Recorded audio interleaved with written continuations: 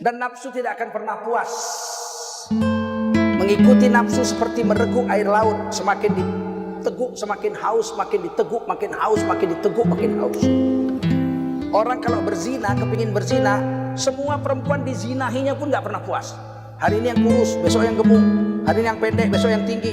Hari ini yang gede, besok yang kecil. Hari ini yang rambut keriting, besok yang botak. Semuanya dia nikmati, tidak akan pernah puas. Sampai ditutup mulutnya pakai tanah, diinjek-injek dalam kubur, barulah nafsunya berhenti. Saya susah memahamkan hadis itu, susah. Kata Rasulullah, nafsu ini kalau diikuti tidak akan puas. Nafsu itu baru berhenti ketika diinjak-injak, ditanam dalam kubur, disumpat mulutnya pakai tanah, dipijak-pijak dalam kubur, baru nafsunya hilang, berhenti.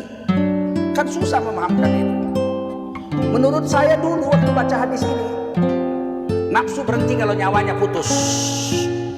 Cabut nyawanya, berhentilah nafsunya. Rasulullah bilang tidak. Dicabut nyawa, nafsu belum putus. Sampai dipijak-pijak dalam kubur, baru nafsunya hilang. Nggak mungkin Rasulullah yang salah, mesti saya yang salah.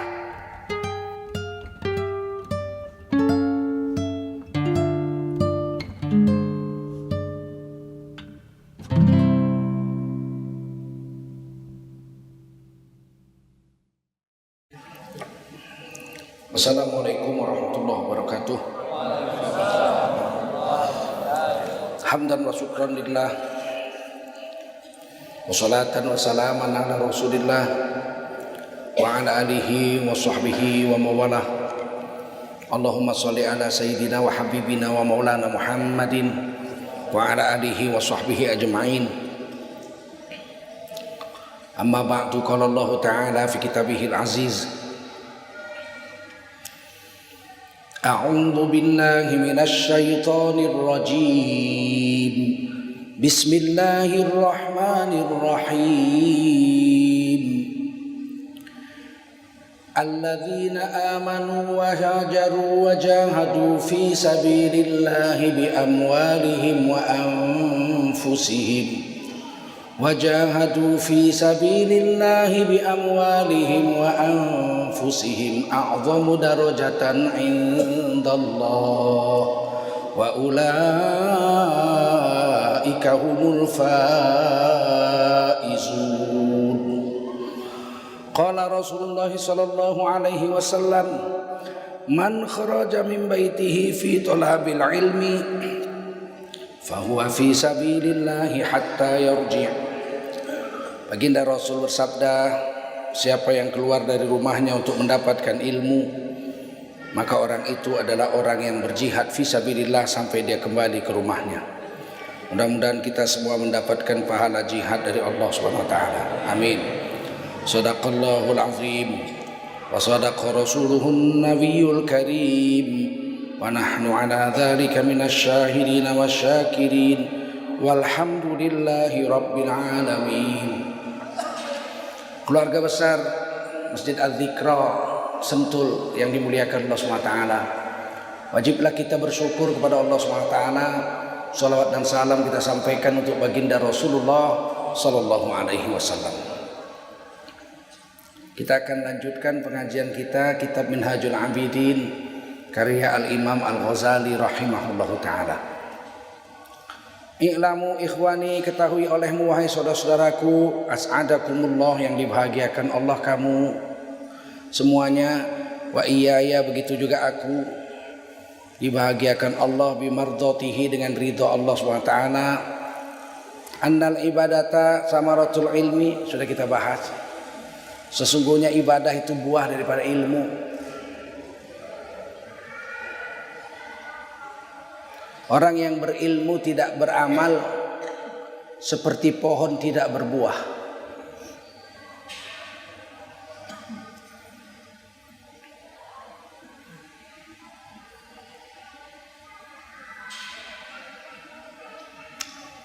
Belajar sungguh-sungguh menuntut ilmu adalah untuk bisa diamalkan, bukan untuk diperdebatkan, bukan untuk dipertontonkan. Yang paling parah adalah menuntut ilmu untuk cari makan. Untuk ilmu agama, untuk cari makan, supaya bisa jadi kaya, supaya bisa menipu orang. Ini yang paling parah. Orang Melayu memberi satu peribahasa tentang ilmu. Berburu ke padang datar mendapat rusa si belang kaki. Kalau berguru ke palang ajar, bagaikan kembang, bagaikan bunga kembang tak jadi. Jadi kalau menuntut ilmu sungguh-sungguh, bukan untuk apa-apa tapi untuk diamal, untuk diajarkan kembali kepada generasi muda kita, agar ilmu ini tetap hidup sampai hari kiamat. Dan ilmu yang kita pelajari itu untuk diamal, karena ibadah itu buah daripada ilmu. Ilmu itu sama sekali nggak bermanfaat apa-apa kalau tidak diamal. Tapi kalau dia diamalkan terus menerus, Allah akan wariskan ilmu baru dari hasil amalnya itu. Man amila bima alima warathahullahu ilma ma lam ya'lam.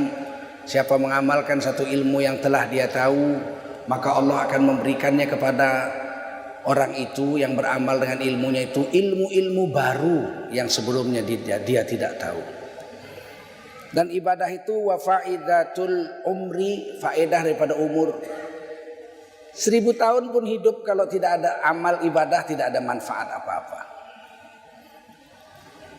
Hidup 1000 tahun tapi nggak pernah sholat, nggak ada gunanya. Tapi menuntut ilmu sholat lamanya bukan main. Bagaimana cara wudhu, bagaimana cara ruku, bagaimana, tapi nggak pernah dibuat, apa gunanya? 1000 tahun tapi nggak pernah sholat, nggak ada gunanya. Sepohon kayu daunnya rimbun, lebat bunganya serta buahnya, walaupun hidup 1000 tahun tak punya sholat, apa gunanya? Walaupun hidup 1000 tahun tak mau sholat, apa gunanya? Tak ada guna. Padahal ilmunya tahu. Banyak orang hari ini tidak sholat bukan karena tidak tahu cara sholat, tapi karena imannya lemah, kalah dengan nafsunya. Kalau kita lewat ada tukang-tukang ojek lagi kumpul di sudut-sudut jalan, tuh kita kasih salam, assalamualaikum, dia jawab waalaikumsalam, kuat sekali. Islam, oh Islam, bapak gua haji, masya Allah. Udah sholat zuhur? Belum. Tahu cara sholat? Tahu. Wudhu dulu, tutup aurat, hadap kiblat, masuk waktu, takbiratul ihram niat, baca Fatihah, diakhiri dengan salam. Tahu ya? Oh, gua ngaji. Sholat udah? Belum. Udah berapa lama enggak sholat? Ya kira-kira 26 tahun lah. Jadi jangan dipikir orang yang tidak beramal itu tidak tahu ilmunya. Tahu ilmunya, tapi tidak berbuah ilmunya karena dia tidak amal dan tidak bermanfaat. Umurnya berlalu 26 tahun tanpa diisi dengan amal. Amal umur ini baru manfaat kalau ada isinya amal. Dipakai zikir, manfaat umur itu. Dipakai sholat, bermanfaat umur itu. Dipakai umroh, bermanfaat umur itu. Pakai baca Quran, bermanfaat umur itu. Dipakai tidur, tergantung. Kalau tidurnya cara Rasulullah, maka tidurnya itu bermanfaat baginya. Dipakai buang air besar, tergantung. Kalau buang air besarnya cara Rasulullah, maka menjadi amal ibadah dan bermanfaatlah cara buang air besarnya itu. Allah SWT memerintahkan kita beramal itu setiap detik. Setiap detik. Seumur hidup, pagi siang malam. Memang susah lah kalau nggak ngaji, bagaimana mengamalkannya itu. Wa ma khalaqtul jinna wal insa illa liya'budun. Dan tidaklah kujadikan jin dan manusia kecuali setiap detik beribadah kepadaku. Bagaimana caranya beribadah tiap detik? Sholat yang wajib cuma 5 kali. Kalau 10 menit sekali sholat baru 50 menit. Sedangkan 24 jam kali 60 itu 1440 menit. Ayo, zikir paling 10 menit, baca Quran 1 jam. Yang lama tidur tidur 8 jam. Sepertiga umur kita habis untuk tidur. Macet di jalan di Jakarta 5 jam sehari. Lebih lama macet daripada sholat. Saya naik kapal terbang dari Medan ke Jakarta cuma 2 jam. Tapi dari Cengkareng ke rumah saya bisa 4 jam. Coba bayangin aja itu. Bagaimana caranya beramal 24 jam?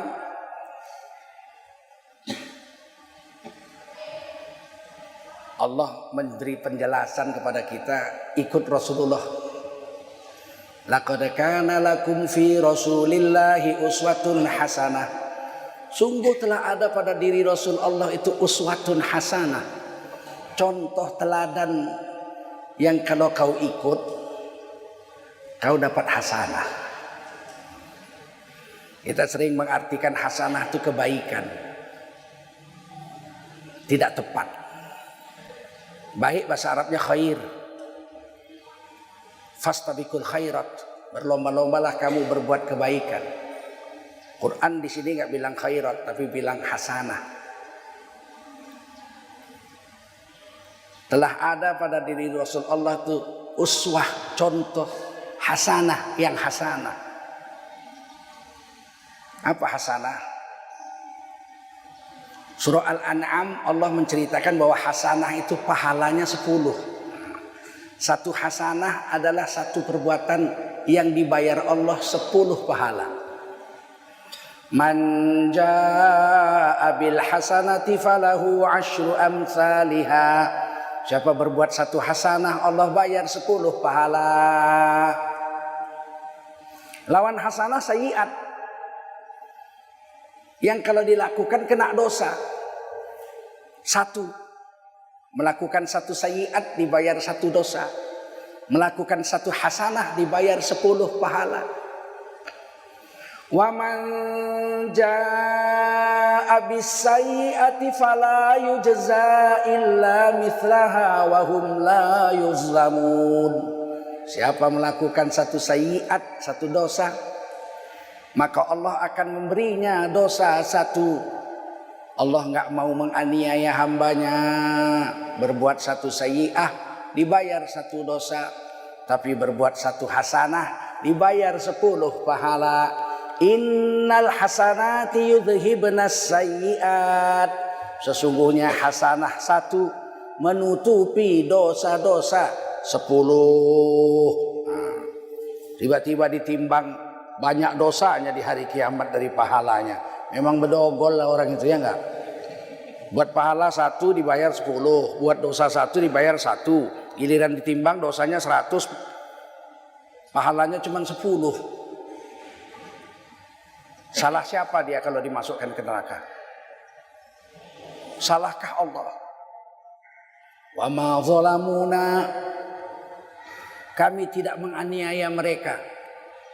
Walakin kanu anfusahum yazlimun. Tapi mereka lah yang menganiaya diri mereka sendiri. Setiap ikut Nabi dapat 1 hasanah. Laqad kana lakum fi Rasulillahi uswatun hasanah. 1 hasanah dibayar berapa pahala? Kalau begitu 24 jam kita bisa berbuat baik. Hasanah. Dengan cara ikut Rasulullah aja semuanya. Dari ujung rambut sampai ujung kaki. Jadilah semua pahala.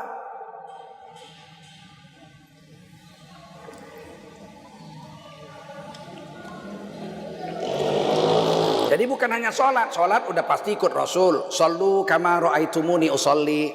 Sholatlah kamu sebagaimana kau lihat aku sholat. Mirip Rasul. Kita nggak lihat Rasulullah sholat. Siapa yang lihat? Pernah? Yang lihat Rasulullah sholat guru kita. Dari mana guru kita tahu? Dari gurunya. Gurunya dari gurunya. Gurunya dari gurunya. Gurunya dari gurunya. Gurunya dari gurunya. Gurunya dari gurunya. Gurunya dari Imam Syafi'i. Imam Syafi'i rahimahullah ta'ala dari gurunya. Imam Maliki dan lain-lain. Imam Maliki dari gurunya. Sahabat Nabi. Imam Hanafi dari Anas bin Malik. Gurunya. Anas bin Malik sahabat Nabi, lihat langsung. Begitu. Makanya ngaji harus berguru, dan gurunya itu punya guru gitu, bukan pakai Google. Belajar dari Google yang disalahkan Imam Hanafi. Setelah saya baca dari Google ternyata Imam Syafi'i sesat. Waduh, Imam Syafi'i sesat. Setelah saya baca dari Google ternyata baru saya tahu bahwa Imam Hanafi itu keliru. Imam Hanafi keliru. Imam Hanafi itu ahli ra'yun, ahli pendapat, bukan ahli hadis. Masya Allah. Beliau menghafal sedikit sekali hadis. Subhanallah. Imam Hanafi memang dibanding imam yang 4 itu, yang paling sedikit menghafal hadis Imam Hanafi. Tapi sedikit-sedikitnya beliau menghafal 100.000. 100, kalau kita 40 udah banyak. Saya ngapal banyak hadis. Berapa? 40. Imam Hanafi cuma hafal sedikit. Berapa? 100.000. Ya, mabok lu. Imam Syafi'i hafal 600.000 hadis. Imam Maliki hafal 600.000 hadis. Imam Hanafi hafal 100.000 hadis. Imam Hambali murid Imam Syafi'i hafal 1.000.000 hadis. Buru. Salat seperti Rasul salat. Haji, khudhu manasikakum, khudhu minni manasikakum. Amal-amal hajimu itu, manasik hajimu itu mesti kamu ambil dari saya, kata Rasul. Semuanya ikut Rasul. Kalau amal, iya. Quran mengatakan jangankan amal. Buang air besar aja kalau ikut Rasul dapat hasanah. Kita mau masuk WC nih. Langkahkan kaki kiri, 1 hasanah. Baca doa Allahumma inni a'udzubika minal khubuthi wal khaba'is, 1 hasanah. Ada 2. Dibayar 20 pahala. Dalam WC kita jongkok, 3 hasanah. Buang air kecil sambil jongkok, 3 hasanah. Kemudian kita istibroh, 4 hasanah. Kemudian selesai buang air kecil dicuci pakai air istinja, 5 hasanah. Kemudian tutup aurat sempurna, 6 hasanah. Kemudian keluar dari WC, langkahkan kaki kanan, 7 hasanah. Baca doa alhamdulillahilladzi adhaba anil adza wa afani, 8 hasanah. Masuk WC dapat 80 pahala. 8 hasanah 80 pahala. Kalau sehari 3 kali aja 60 tahun berapa kali itu? Kata malaikat, Iqra kitabak, baca amalmu. Ini catatan amalmu, baca, dibaca. Masuk WC, masuk WC, masuk WC, masuk WC, masuk WC, masuk 80 pahala, 80 pahala, 80 pahala, 80 pahala. Mungkin ibadah kita yang ikhlas cuman buang air besar itu lah.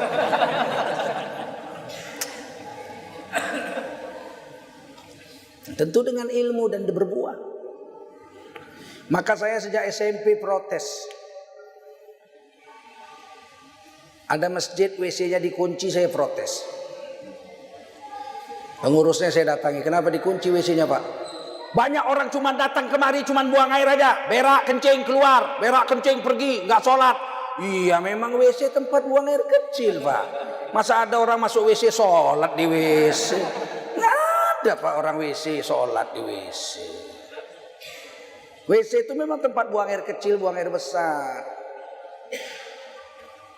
Dan kalau dia ikut sunnah Rasul, maka setiap masuk WC dapat 80 pahala.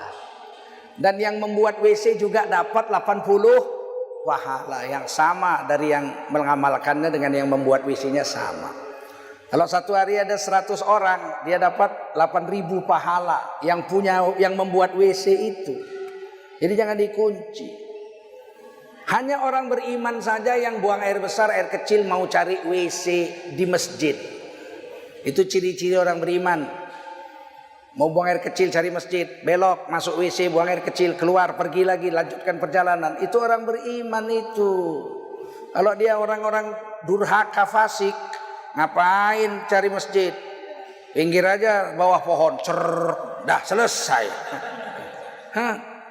Itu tandanya dia mau jalankan sunnah Rasulullah sallallahu alaihi wasallam. Itu baru masuk WC. Kalau tidur cara Rasulullah, ribuan hasanah. Kata Rasulullah, sebelum tidur berwuduklah. Al-wudu qabla al-naum. Wuduk sebelum tidur. Masya Allah. Rasulullah bersabda dalam hadis yang diriwayatkan dari Sayyidina Utsman bin Affan radhiyallahu anhu. Hadis ini sahih Muslim. Man tawaddo'a bi ahsanil wudu kharajat khotoyahu min jasadihi. Barang siapa yang berwuduk dengan sempurna, berguguranlah seluruh dosanya, dicuci air wuduknya. Hatta min tahti adfari. Sampai dosa yang dari bawah kuku bersih dicuci. Berarti seluruh sayyiat, dosa-dosa kecilnya bersih. Berapa ribu itu. Dan kalau membersihkan dosa, alat pembersihnya itu pasti hasanah. Innal hasanati yudhibnas sayyiat. Yang membersihkan dosa itu adalah hasanah. Berarti wudhu itu hasanah semua. Berapa kali matanya melihat aurat perempuan, dicuci dengan wudhu, bersih semua. Berapa kali telinganya mendengarkan maksiat, dicuci dengan air wudhu, bersih semua. Berapa kali otaknya, akalnya berpikir untuk jahat, dicuci dengan air wudhu, bersih semua. Tangannya, kakinya, Masya Allah. Sehingga dia begitu selesai berwudhu, seluruh tubuhnya bersih daripada dosa-dosa. Dan kalau dia baca syahadat, hasanah lagi. Asyhadu an la ilaha illallah wahdahu la syarikalah wa asyhadu anna Muhammadan abduhu wa rasuluh. Futihat lahu abwabal jannati tsamaniyah. Dibukakan untuknya oleh Allah 8 pintu surga. Berapa hebatnya hasanah itu. Selesai wudu dia naik tempat tidur. Atau dia sholat 2 rakaat. Masya Allah. Sholat sunat. Wudu atau sholat sunat taubat, apalah. Sholat sunat mutlak, apalah. Dia dapat hasanah lagi, Masya Allah. Rakaat ini 2 rakaat qabla subhi khairul laka minad dunya wa fiha. Sholat 2 rakaat sunat sebelum subuh lebih baik dari seluruh dunia dan isinya. Berapa hasanah itu. Dia sholat 2 rakaat. Habis itu dia baca. Kata Rasulullah, sebelum tidur bacalah awal Al-Baqarah. Alif lam mim dzalikal kitabu la raiba fihi hudal lil muttaqin sampai wa ulaika humul muflihun. Baca akhir Baqarah, lillahi ma fis samawati wa ma fil ard sampai fansurna 'alal qaumil kafirin. Baca awal surah Al-Kahfi, akhir surah Al-Kahfi. Baca Al-Fatihah, ayat kursi, qul ya al-kafirun, qul huwallahu, qul a'udzu falaq, qul a'udzu binnas. Masya Allah. 2 ini dibaca semua. Ayat Quran ini Rasul bersabda, man qara'a harfan min kitabillah fahuwa bihil hasanah wal hasanatu bi asyri amsalihha. La aqulu alif lam mim harfun walakin alif harfun wa lam harfun wa mim harfun. Ini riwayat Imam Tirmidzi hasan sahih. Siapa baca Quran 1 huruf dapat 1 hasanah, 10 pahala. 1 hasanah dibayar 10 pahala. Tidaklah aku katakan alif lam mim 1 huruf, tapi alif sehuruf, lam sehuruf, mim sehuruf. Bayangkan orang yang berwudu, bersih seluruh dosanya, kemudian sholat 2 rakaat, bersih dari ujung rambut sampai ujung kuku dosanya lagi. Kemudian dia baca Quran 1 huruf dapat 10 pahala. Kemudian dia tidur miring ke kanan dapat lagi 1 hasanah. Dia baca doa bismika Allahumma ahya wa amut dapat lagi 1 hasanah. Kemudian bangun tidur dia baca alhamdulillahilladzi ahyana ba'dama amatana wa ilaihi nusyur dapat lagi 1 hasanah. Berapa hasanah? Tidur saja berapa ribu dia dapat pahala. Kalau cara Rasulullah. Nanti di hari kiamat kata malaikat, baca kitabmu. Baca. Tidur. Masya Allah. Tidur. 8 jam pula sehari itu. Masya Allah. Tidur. Cara Rasulullah. Hasanah. Mungkin ibadah kita yang hasanah, yang paling khusyuk cuma tidur saja. Sebegitu indahnya ilmu yang diwariskan oleh ulama-ulama kita kepada kita. Pokoknya ikut Rasulullah aja lah. Kalau ikut Rasulullah dapat hasanah, udah aman lah. Hidup dengan sunnah Rasul. Selain sunnah Rasul itu memberikan hasanah, Satu gerak 10 pahala. Sunnah Rasul juga menghancurkan maksiat. Baju untuk laki-laki ada 3. Berapa? Ya Bani Adam, wahai anak cucu Adam yang laki-laki. Qad anzalna alaikum libasa, sungguh telah kami turunkan kepadamu beberapa jenis pakaian. Yuwari sawatikum, sekedar tutup aurat saja. Celana jojon. Tahu celana jojon? Pelawak jojon. Celana jojon itu sekedar tutup aurat. Kurang dari itu berdosa. Lutut sampai pusat. Itu jojon orang alim, tamatan pesantren Tasikmalaya, mengislamkan Cahyono. Jojon itu kalau pakai celana, nggak pernah celana pendek nampak paha, dia tahu itu haram.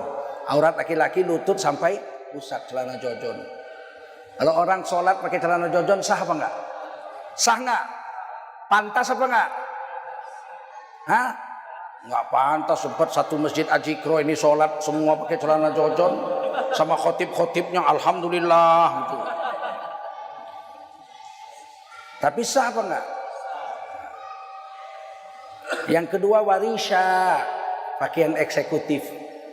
Kalau orang barat pakai jas, kalau orang Melayu pakai teluk belanga, kalau orang Betawi pakai teluk belanga, kalau orang Pakistan pakai kurta.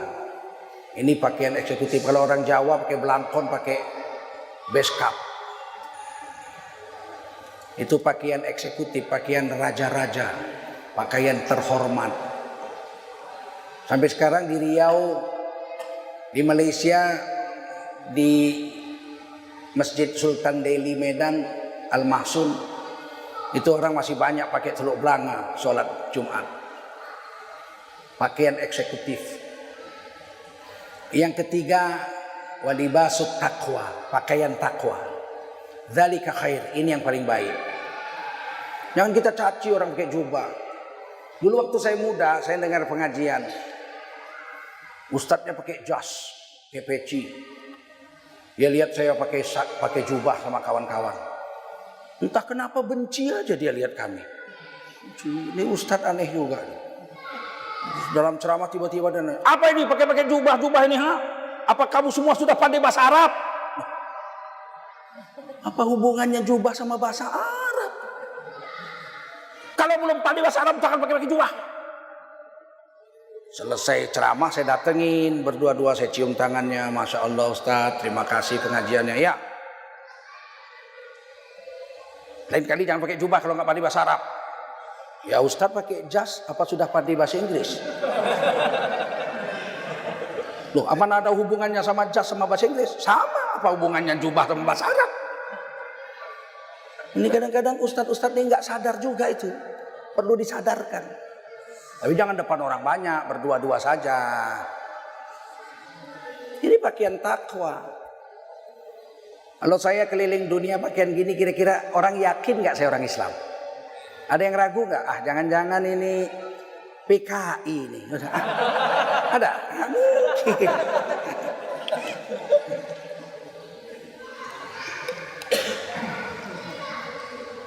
Buktinya jubah ini pakaian takwa.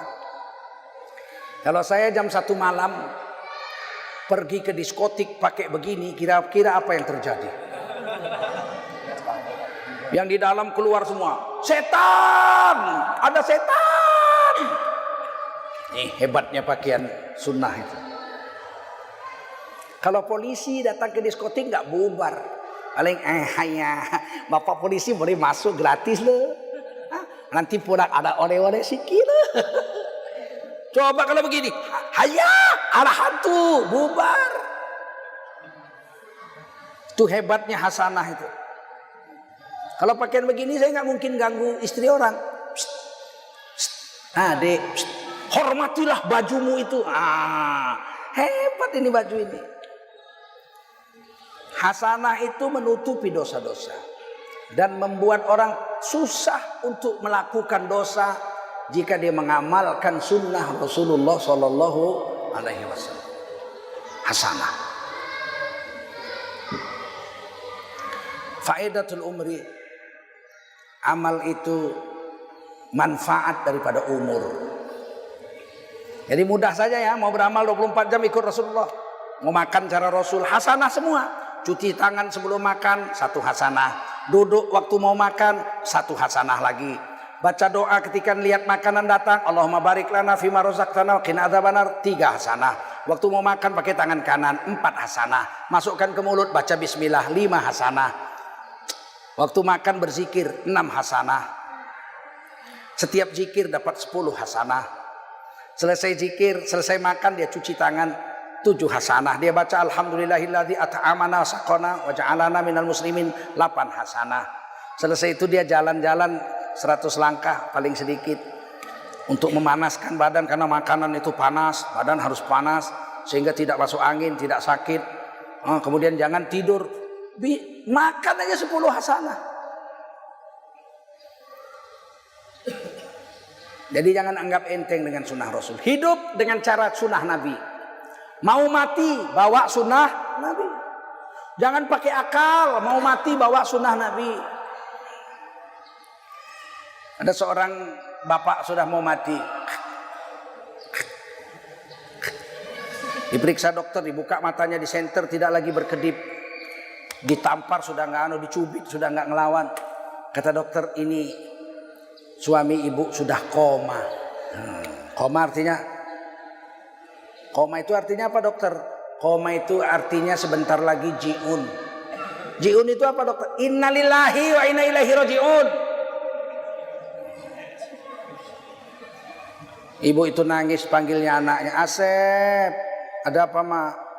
Talqinkan la ilaha illallah di kuping bapakmu nak. Anaknya pun langsung di kuping bapaknya, la ilaha illallah. Kata dokter, untuk apa itu? Kupingnya udah nggak dengar nih, gua cubitin udah nggak ada respon, di senter matanya udah nggak kedip, sudah koma, otaknya udah nggak jalan, tinggal nunggu mati. Buat apa kamu la ilaha illallah? Nggak denger, bapakmu ini nggak denger, kata si dokter. Tapi apa kata anak ini? Rasulullah memerintahkan kami orang Islam, laqinu mautakum la ilaha illallah. Ajarkan la ilaha illallah kepada orang yang mau mati di antara kamu. Kami nggak mau tahu urusan kamu. Kami orang Islam, kami mau ikut sunnah Rasul. La ilaha illallah. Rasulullah kan nggak bodoh. Meskipun akal kita, kuping kita, mata kita sudah nggak hidup lagi, sudah sakratul maut, tapi roh kita kenal dan mendengar, melihat apa yang terjadi. Roh kita mentalkinkan rohnya, bukan kupingnya, bukan otaknya. Ini bawa agama, mau mati bawa agama. Man kana fi akhiri kalamihi la ilaha illallah dakhalal jannah. Siapa yang bisa mengucap la ilaha illallah kali terakhir dalam hidupnya di dunia, dia wajib masuk surga Allah Subhanahu wa taala. Mati bawa agama. Itulah Islam. Hidup bawa agama cara sunnah Rasul. Mati bawa agama cara sunnah Rasul. Sudah mati bawa agama cara sunnah Rasul. Sudah mati. Rasulullah mengajarkan kepada kita, kalau ada orang mati wajib dimandikan. Betul? Berdosa sekampung kalau nggak dimandikan. Dan memandikannya harus ikut sunnah Rasulullah Sallallahu Alaihi Wasallam. Tidak boleh ikut hawa nafsu kita. Saudara-saudara, berhubung saya ini direktur utama Pertamina, orang kaya, bapak saya hari ini meninggal dunia, akan saya mandikan pakai Pertamax. Ini orangnya gila nih. Ada orang kaya lagi, saudara-saudara, berhubung saya orang paling kaya se-Indonesia. Ini hari ibu saya mati, mau saya mandikan pakai Coca-Cola. Ini orang gila ini. Tidak bisa, harus ikut sunnah Rasul, pakai air bersih, air mutlak, air yang suci lagi mensucikan. Ikut sunnah Rasul. Sunnah diberi kapur dan wangi-wangian. Sunnah wajib pakai air. Sunnah diberi wangi-wangian airnya. Dipakai semua, airnya tetap air mutlak, diberi kapur dan harum-haruman sebagai sunnatnya menurut Rasul. Yang kedua, wajib dikapankan. Betul? Kapannya kata Rasulullah, wajib dikapankan. Kalau mati dipakein jas, berdosa orang Islam sekampung itu. Apalagi cuma dipakai celana monyet. Mati pakai celana monyet kubur, berdosa sekampung. Itu orang mati wajib dikapankan. Dan kapannya haram dari sutra. Nggak boleh, mubazir. Jadi kalau ada orang mati dikapankan pakai kain katun, kain kapas yang terbuat dari kapas. Sama kain kapan jenderal dengan kain kapan kopral. Sama kain kapar gembel dengan kain kapan presiden. Sama. Kalau ada gelandangan mati, dia Islam, kita tidak belikan kain kapan, sekampung itu berdosa semua. Karena itu wajib fardu kifayah hukumnya. Tapi sunat berwarna putih. Nah, wajib pakai kain kapan, sunat berwarna putih. Paham? Boleh pakai warna lain, boleh. Rasulullah pakai warna merah hati. Karena waktu itu tidak ada warna putih waktu Rasulullah wafat. Kain warna merah hati, jubah Rasul. Sunat berwarna putih. Nggak boleh semau kita. Dan ternyata tidak ada orang mau mati dikapankan sembarangan. Semua mau sempurna. Pak, Bapak kalau mati nanti kami pakaiin jas ya, pakai sepatu beli. Jangan, saya orang Islam. Jadi kain kapan dong. Nah. Wajib mayat itu disolatkan. Nah, nyolatkannya pun menurut Rasul, jangan menurut kita. Jangan kayak Abu Nawas. Solatkan jenazah, pakai ruku, pakai sujud dia. Orang, gila ini Abu Nawas nih. Orang dia nggak tahu sholat disuruh jadi imam. Kayak ruku, pakai sujud, sholat jenazah 2 rakaat. Udah selesai orang nanya, kamu bagaimana sholat jenazah kok pakai ruku, pakai sujud? Orang ini dosanya terlalu banyak, nggak cukup kalau cuma berdiri. Pakai akalmu, pakai sunnah Rasul, dia pakai akal. Dan dikuburkan di kuburan orang Islam. Tidak boleh dikuburkan di kuburan orang lain, harus di kuburan orang Islam. Gubernur Papua itu bukan orang Islam, tapi beliau ini mengeluarkan dana APBD kas daerah untuk membeli tanah 5 miliar untuk dijadikan kuburan orang Islam di Jayapura. Itu baru gubernur, walaupun dia tidak Islam, ya memang orang Islam itu kuburannya itu harus kuburan orang Islam. Dikasih tanah, begitu. Jangan mentang-mentang jadi pejabat terus semau gue aja. Orang Islam tidak perlu kuburan. Sayang, tanah kuburan mahal. Terus gimana bos? Buang aja ke laut. Enak aja lu. Makanya dalam Islam ini hebat di Indonesia ini. Pendiri negara ini sudah menuliskan pasal 29 ayat 1. Negara Indonesia berdasarkan ketuhanan yang Maha Esa. Jadi negara Indonesia ini berdasarkan ketuhanan Maha Esa, pasal 29 ayat 1. Yang kedua, negara menjamin tiap-tiap warga negara untuk menganut agama dan mengamalkan agama garis miring kepercayaannya masing-masing. Dijamin. Jadi kita mau perlu kuburan, dijamin. Empat itu. Mati bawa agama ternyata. Habis mati dikuburkan, sunat didoakan. Salu, ayo mari kumpul semua. Ini udah dikubur nih. Salu, mari kita mintakan ampunan untuk orang yang dikubur ini. Kita doakan dia supaya mendapatkan kesejahteraan. Fa innahu al-an yus'al. Sesungguhnya mayat ini sekarang lagi ditanya oleh malaikat mungkar nakir. Mari kita doakan. Ini hadis sahih Abu Dawud. Salu fa innahu al-an yus'al. Ini mayat sedang ditanya, mari kita doa. Doa mendoakan mayat di kuburan sunnah. Mesti ikut agama, udah mati bawa agama. Nggak boleh udah mati semau gue. Marilah kita nyanyikan lagu kesayangannya. Sakit gigi. Putus lagi cintaku, putus lagi jalinan kasih sayangku padamu. Enak aja dinyanyiin, makin digebukin tuh mayat dalam kubur. Sudah mati bawa agak, hari kiamat pun nanti yang menyelamatkan kita adalah agama. Sejauh mana kita taat pada Allah dan Rasulullah Sallallahu Alaihi Wasallam. Insyaallah ya, kita lanjut. Wahasilul abidil aqwiya.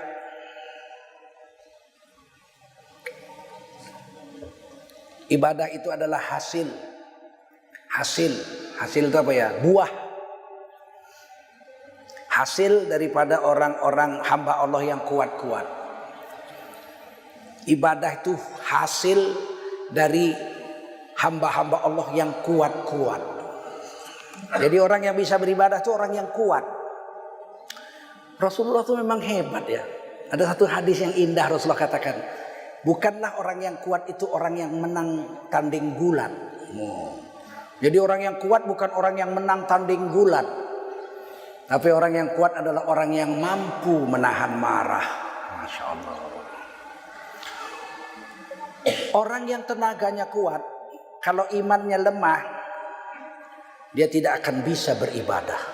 Sebab ibadah ini buah dari orang-orang yang kuat. Imannya, bukan badannya, bukan. Kuli-kuli pelabuhan bisa ngangkat beras 100 kilo di punggungnya. Naik perahu. Lihatlah di Sunda Kelapa itu. Ngangkat semen. Kuatnya bukan main. Satu hari bisa 100 karung. Giliran sholat subuh ngangkat tangan. 2 rakaat. Allahu Akbar. Gak bisa. Tidur. Dibangun nih sholat subuh. Ternyata ibadah itu adalah buah dari hamba-hamba Allah yang kuat. Imannya. Baca koran 7 dibaca semua. Sampai sudut-sudut kolom-kolom kecilnya itu dibaca. Giliran baca Quran baru 1 ayat. Jatuh Qurannya. Tertidur. Ternyata ibadah itu memerlukan kekuatan. Bukan kekuatan tenaga. Tapi kekuatan iman. Makanya dalam Islam kita berdoa minta sehat wal afiat. Bukan sehat saja, nggak guna sehat. Sehat wal afiat. Mana bedanya sehat dengan sehat wal afiat? Kakinya sehat bisa main bola 2 jam. Tapi kakinya tidak bisa ke kamar mandi berwudu untuk sholat 2 rakaat subuh. Itu kakinya sehat tapi tidak afiat. Nonton TV ya Allah, dari mulai film Cina, Li Shaolong, Li Pai, Li Chen, sampai film barat, I want to kill you, macam-macam ditonton, matanya berbulet, sampai jam 3 pagi nonton bola kaki lagi, kuat. Giliran sholat subuh, udah azan,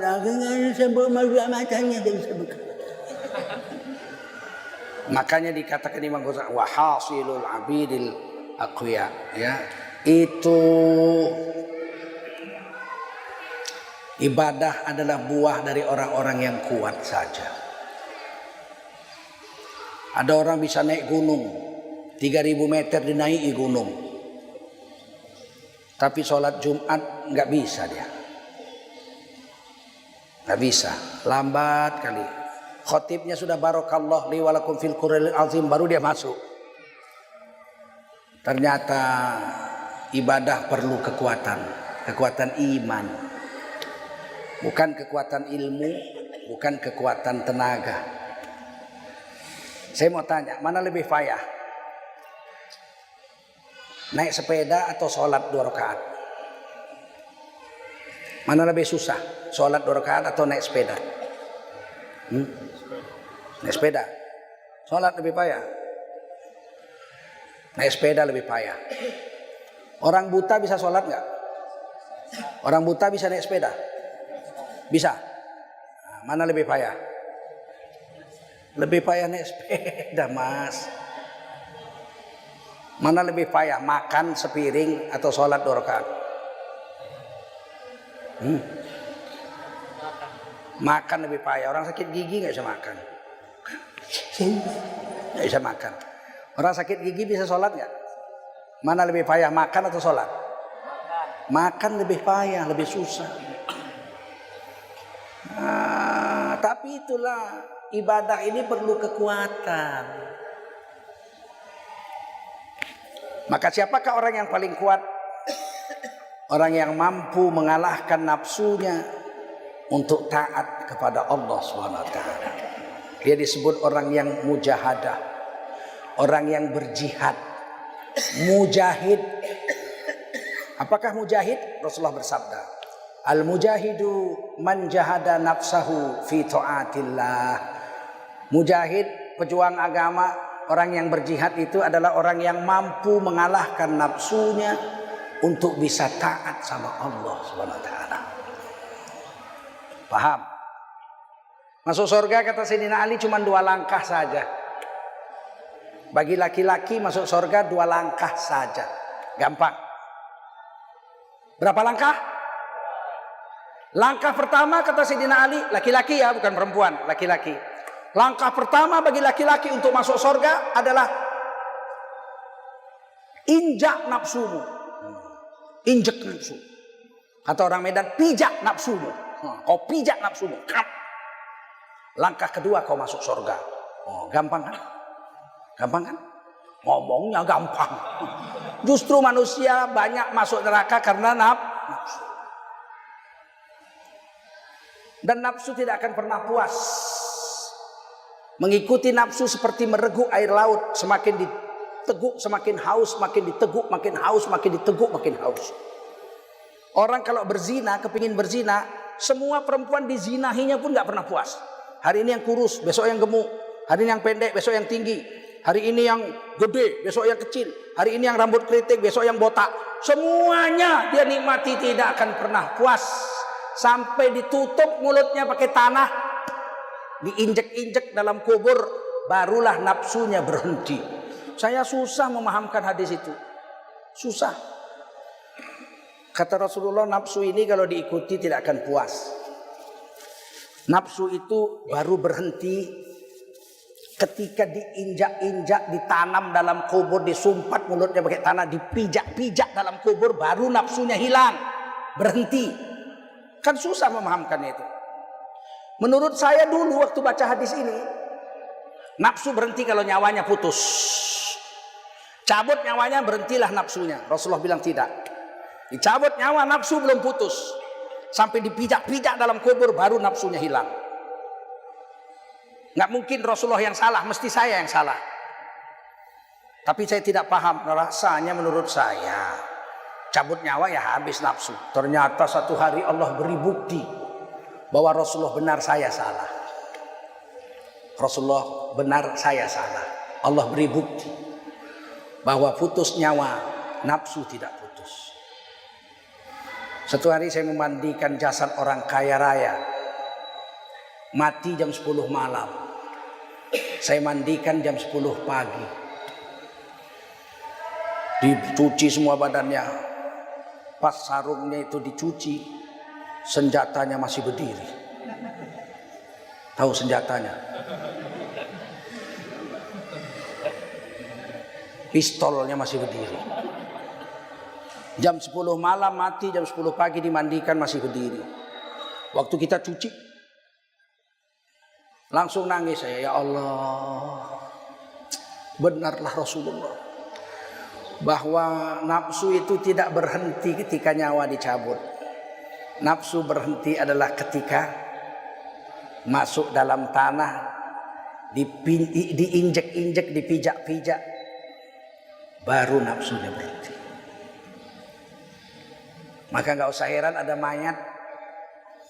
Ada satu video ditunjukkan mayat tuh terjatuh, terbuka bajunya, kain kafannya, berdiri senjatanya.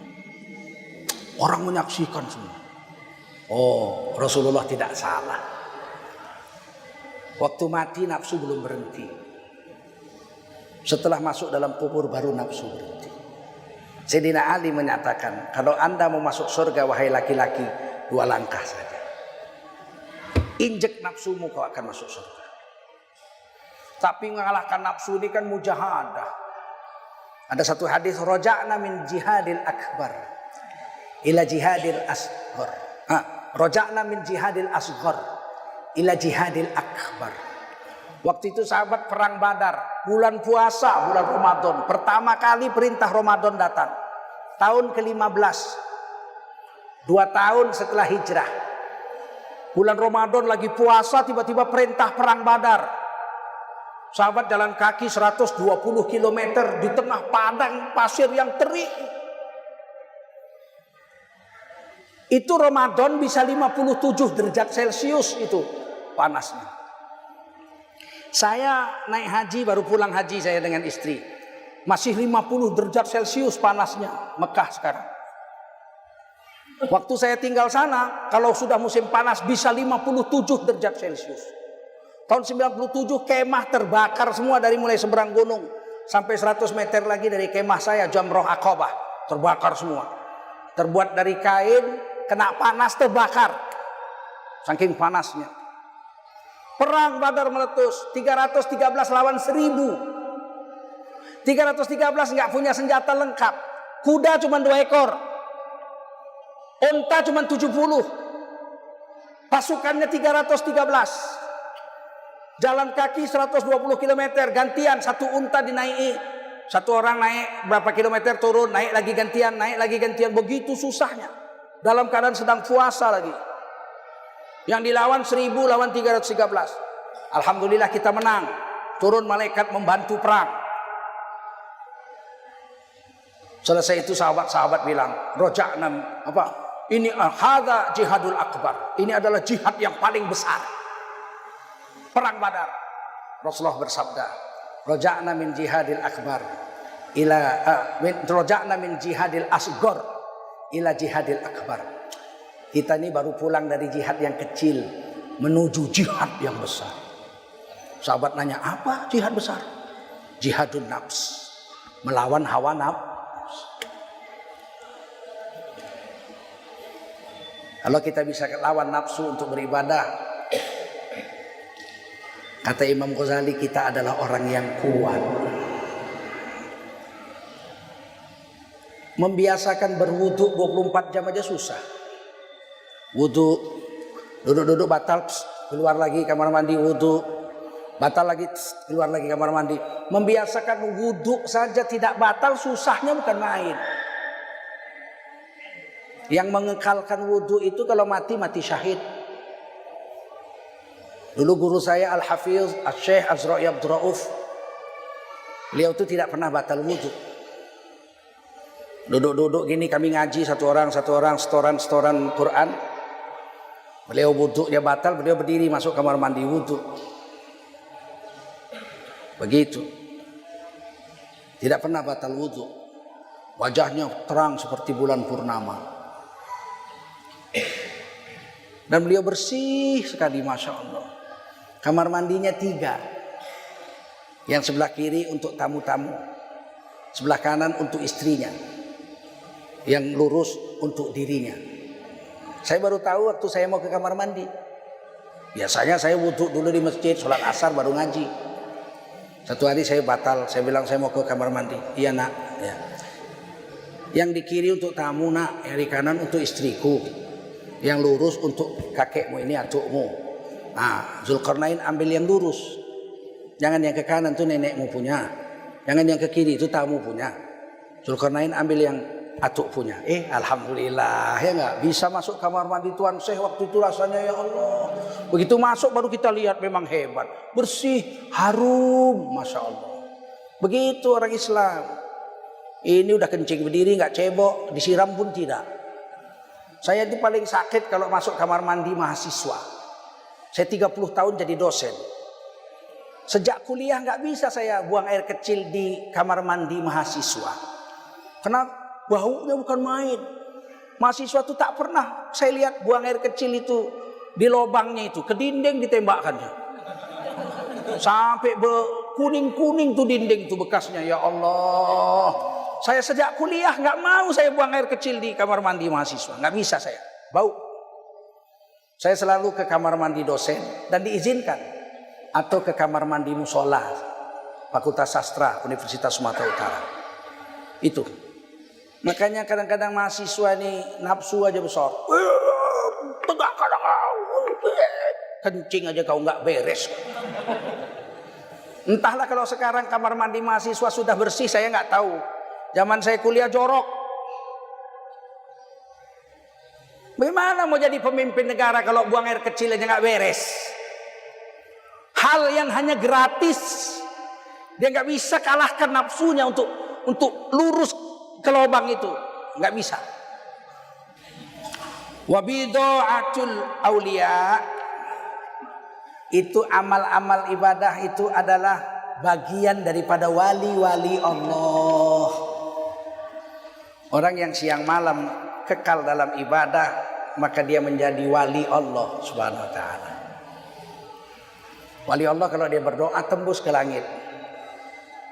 Malu Allah menolak doa wali-wali. Meskipun doa tidak merubah takdir. Doa tidak merubah takdir. Tapi Allah berkuasa merubah takdir kalau Allah mau. Innallaha ala kulli syai'in qadir. Takdir Allah kuasa merubahnya. Kita nggak kuasa. Hak kita berdoa saja. Kalau Allah terima, Allah bisa tukar takdir.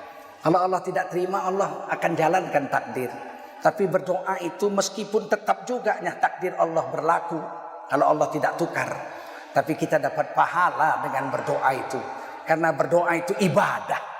Doa huwal ibadah. Doa itu sendiri ibadah. Imam Nawawi Al-Bantani dalam kitabnya mengatakan tarkul doa maksiat. Meninggalkan doa maksiat itu. Meninggalkan berdoa itu maksiat. Ud'uni astajib lakum. Mintalah kata Allah, akan kuberi. Sangka baik Allah. Wali Allah doanya mustajab. Tetapi ada yang lebih mustajab dari doa wali Allah. Siapa itu? Pertama doa bapak kita, bapakmu. Kalau bapak kita berdoa tembus ke langit itu. Sebab dialah kita besar seperti ini. Jadi jangan sakiti hati bapak kita. Pandang wajah bapak kita dengan rasa cinta. Apa kabar bapak? Memandang bapak dengan rasa cinta, mendapatkan pahala umroh di sisi Allah Subhanahu wa taala. Bagaimana memandang wajah ibu dengan rasa cinta? Doa yang paling mustajab doa bapak dan doa ibu. Jauh lebih mustajab daripada doa wali-wali. Ini orang kadang-kadang sampai pergi ke kuburan, ya Allah, minta doa wali ke kuburan, ya Allah. Kuburannya bukan kuburan manusia, keramat kuda. Di Medan ada keramat kuda di Matapau. Minta doa kok sama kuda.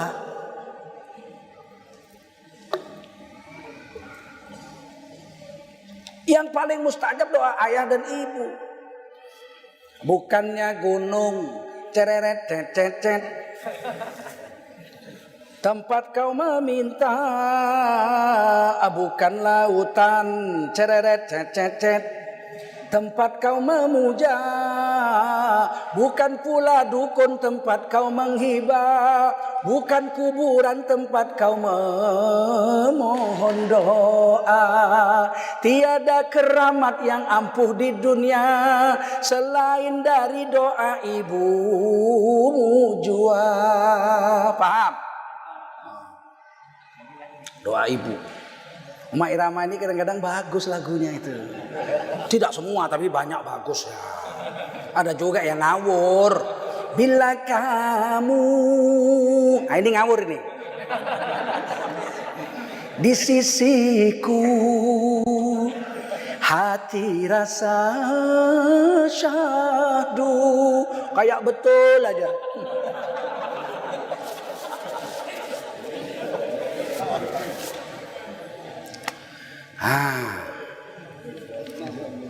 Kalau mau doa, doa ibu. Kalau mau doa, doa bapak. Ada satu lagi doa yang mustajab, 70 kali lebih ampuh dari doa wali-wali. Siapa? Doa istri yang solehah. Doa istri yang solehah. Kalau istri kita solehah, tutup aurat, pakai cadar, ngaji setiap hari, tidak keluar rumah kecuali dengan mahramnya, dia taat kepada suaminya, ya Allah, itu manusia yang diridhoi Allah. Ayyuma mra'ah matat wa zawjuha anha radin dakhalatil jannah. Ini hadis Ibnu Majah. Istri manapun kalau dia mati, suaminya ridho kepadanya, ini perempuan masuk surga. Pilih dari pintu mana dia mau. Ini manusia keramat. Istri yang solehah.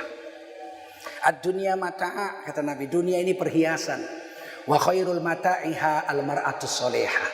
Dunia ini perhiasan. Yang paling bagus dari seluruh perhiasan di dunia ini adalah perempuan yang solehah. Kalau dia doa tembus ke langit. Jangan kalian main-main dengan istri kalian kalau dia soleh. Kalian bentak-bentak dia, kalian sakiti hatinya, selingkuh pula kalian sama pembantu rumah tangga kalian. Begitu dia doa, ya Allah ya Tuhanku. Celaka kalian dunia akhirat, betul. Betul, jangan main-main.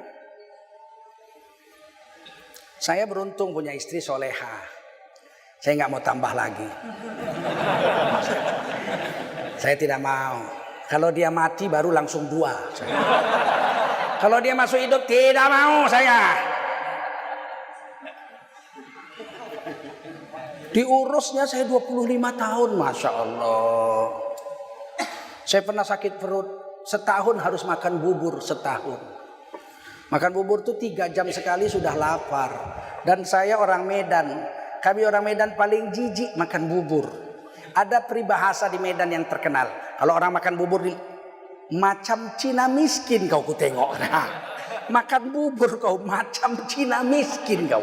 Makanya kami kalau orang Medan lihat bubur macam Cina miskin. Nggak mau kami makan bubur kami. Dari kecil nggak mau kami makan bubur.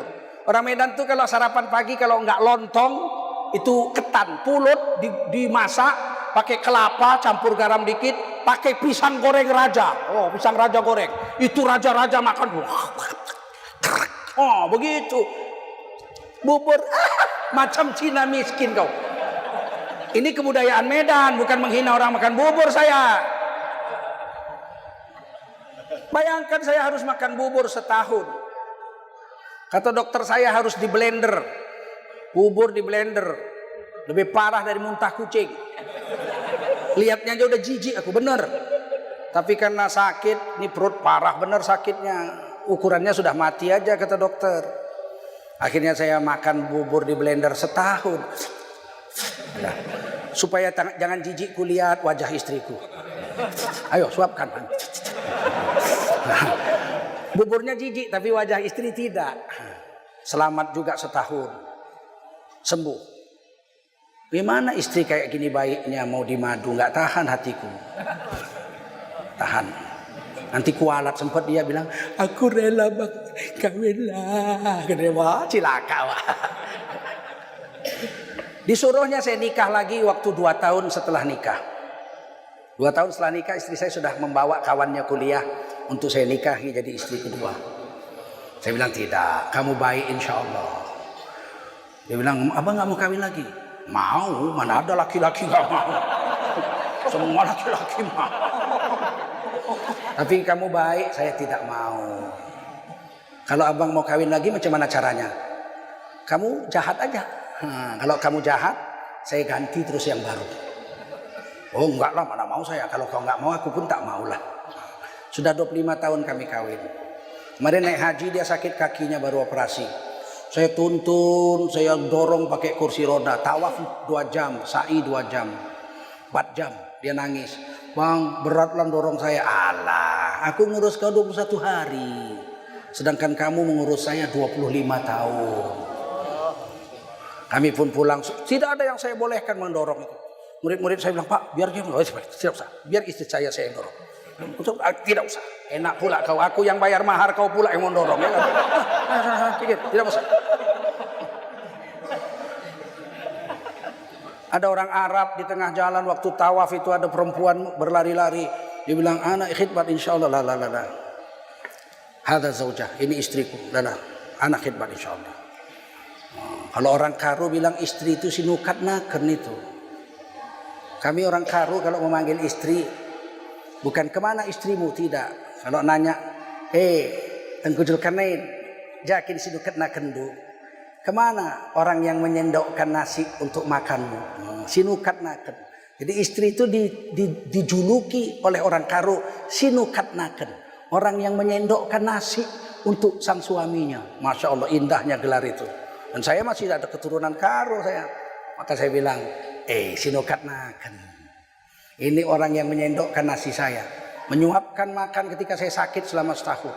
Makan bubur yang paling saya benci itu selama setahun. Tapi ada juga yang mau kawin lagi, silakan aja, wong dalam Islam boleh kok. Nikah 2, 3, 4 hukumnya mubah, boleh. Silakan aja kalau yang mau bikin. Nah, Pak Tengku nggak mau? Mau. Saya mau, tapi saya tidak mau buat sekarang. Kenapa? Istri saya masih hidup. Banyak juga perempuan melamar saya. Ayolah kawinlah kita Ustadz, aku orang kaya Ustadz. Ustadz nggak usah cari makan. Duitku sudah ada sekian miliar. Pokoknya Ustadz kawini aja aku. Bilang nggak ada harapan. Kenapa? Masih hidup itu. Kalau dia mati baru. Kalau dia mati mungkin kau kesempatan pertama. Kalau dia belum mati jangan. Nggak tahu lah kun tadi doakannya istriku mati, nggak tahu lah. Jadi bid'atul aulia, kalau kita betul-betul beribadah, kita akan menjadi wali Allah. Hadisnya qudsi ya, hadis qudsi. Senantiasa hambaku mendekatiku dengan beribadah. Sehingga satu hari nanti aku akan menjadi apa yang dia buat. Kalau dia melihat, aku yang melihat dengan matanya, kata Allah. Kalau dia memegang, akulah yang memegang dengan tangannya. Apabila dia melangkah, akulah yang melangkah dengan langkahnya. Apabila mendengar dia, aku yang mendengar dengan kupingnya. Dan apabila dia bicara, aku Allah yang akan bicara dengan lidahnya. Itu hadis qudsi itu. Bagaimana menjadi seperti itu? Ibadah. Annal ibadah bid'atul aulia. Itu ibadah adalah bagian daripada wali-wali Allah. Jadi kalau ada orang ngaku wali tapi ibadahnya centang perenang, itu wali besar itu. Tiba-tiba kencing berdiri. Itu wali kota itu. Bukan wali Allah itu. Wa tariqatul atqiya, dan jalannya orang-orang yang takwa. Jalannya orang-orang yang takwa.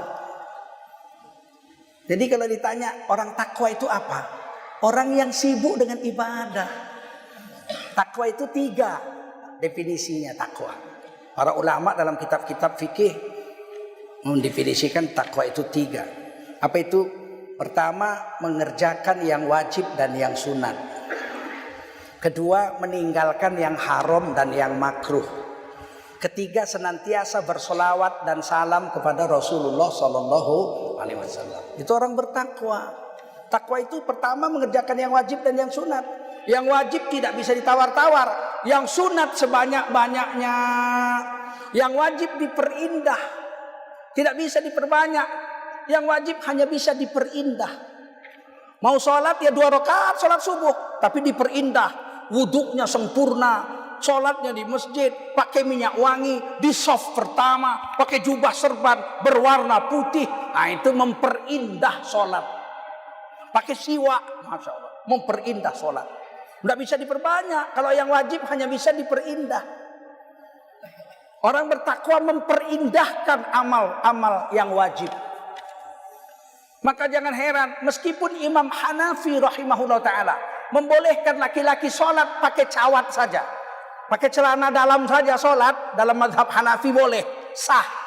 Dalam mazhab Syafi'i harus tutup lutut sampai pusat, sah. Tapi Imam Syafi'i tidak pernah seumur hidup sholat pakai celana jojon. Dan Imam Hanafi meskipun membolehkan sholat laki-laki pakai cawat, belum pernah muridnya melihat Imam Hanafi sholat pakai cawat. Paham? Karena amalan yang wajib mesti diperindah. Makanya kadang-kadang kita heran imam-imam sholat sembarangan aja. Apalagi sholat tarawih 23 rakaat 12 menit. Heran saya. Imamnya ini kalah pula. Bus Mayasari dibikinnya. Bisa senapas Fatihah. Macam siaran bola, sepak bola radio RRI dulu. Sambas. Saudara-saudara pendengar sekalian, pertandingan PSMS Medan melawan Persib Bandung sudah dimulai. Ponirin menggiring bola masih di kotak penalti sendiri. Utak-atik sikit pendek ke depan ada Suparjo. Suparjo membawa dengan santai melalui 2-3 orang lawan, angkat ke depan menilai hampir saja saudara-saudara. Kayak begitu sholat tarawih. Bismillahirrahmanirrahim. Alhamdulillahirabbil alamin arrahmanirrahim maliki yaumiddin. Iyyaka na'budu wa iyyaka nasta'in ihdinas siratal mustaqim siratal ladzina an'amta 'alaihim ghairil maghdubi 'alaihim waladdallin. Makmumnya pun min. Gimana mau berbuah amal seperti ini? Orang bertakwa mengerjakan yang wajib dan memperindah yang wajib seindah mungkin. Yang sunat diperbanyak sebanyak mungkin.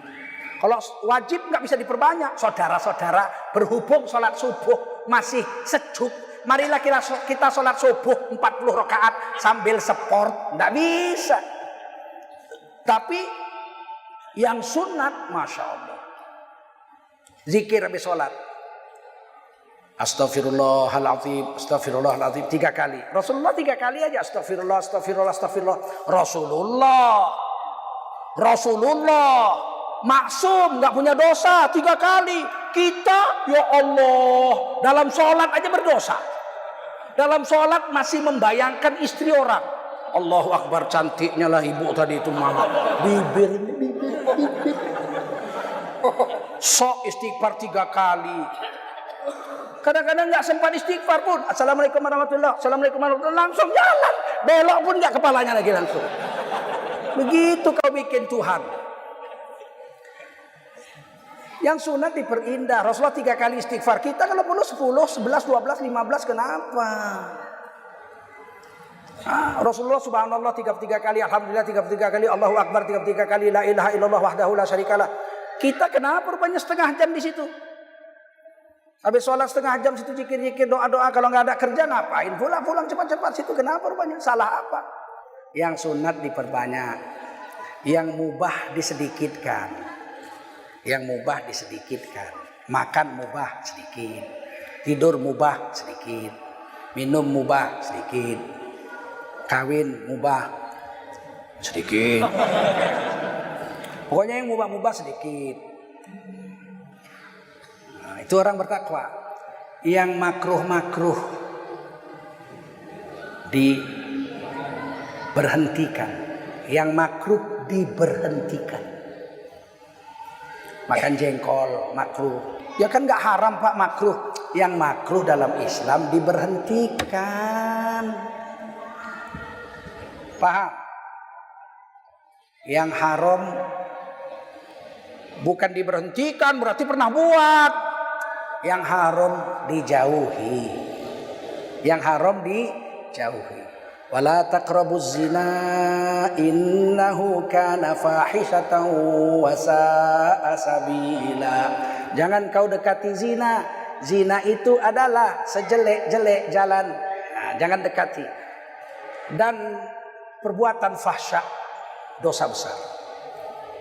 Minuman keras kata Allah, fajtanibuh la'allakum tuflihun. Hindari olehmu minuman keras itu, hindari olehmu, kamu akan sukses dunia akhirat. Jadi orang bertakwa mengerjakan yang wajib dengan seindah-indahnya, memperbanyak yang sunat, mengurangi yang mubah, memberhentikan yang makruh dan menghindarkan yang haram. Itu bertakwa kepada Allah. Buahnya itulah disebut amal. Thariqatul atqiya. Itu amal ibadah, jalannya orang-orang yang bertakwa. Kita mau jadi orang bertakwa, ikutilah amal-amal soleh. Kamu akan menjadi orang-orang yang bertakwa.